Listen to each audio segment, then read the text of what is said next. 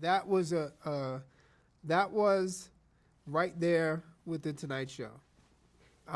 My speech to Richard Pryor was everything I wanted to say to him, and uh, I could not, if I were going to bookend my career, it would be with those two moments, the Tonight Show, and being able to thank the guy who showed me what I was going to do with my life, and I could not have uh, been more just open and sincere and loving and appreciative. Had you met him before that? No, what I said to him that night was that I had had many opportunities to meet him.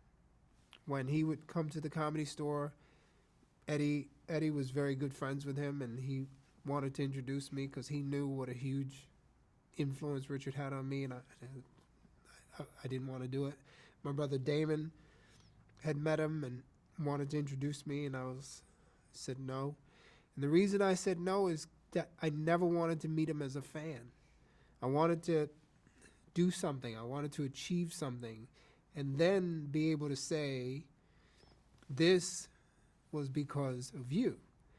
And when that moment happened, it was that I was at the height of In Living Color. It had won the Emmy. He knew who I was. And so I was then able to humble myself and, thank him. And at the end of that, I said, now I'd like to meet you. And I went over. There I go again. No, I went over and I hugged him and thanked him, and it was beautiful. Like I said, you see the 2 times I got choked up in this? That's my bookends right there. Amazing bookends. What do you think Richard Pryor's legacy is? Well, Richard Pryor changed comedy. He made it a performance art. Prior to Pryor, most comics stood there and told jokes. Richard Pryor, George Carlin, Lenny Bruce changed that. Pryor's greatest influence was on all the African American comedians who came after him. All of us are disciples of Richard Pryor. And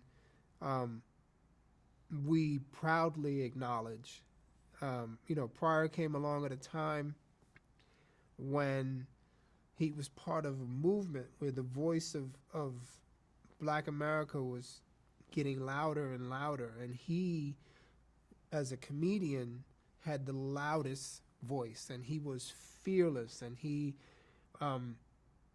really pushed the boundaries, and he was so honest and truthful about who he was that white people weren't offended by him, because he wasn't just dragging them out, he was dragging himself out. And it was like, oh, well, if you can laugh about that, yeah, I'll laugh about being uptight.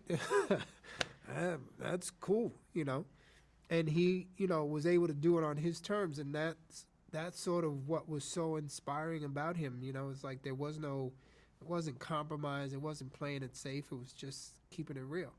And so his legacy, he spawned generations of other voices to be as fearless and honest as him.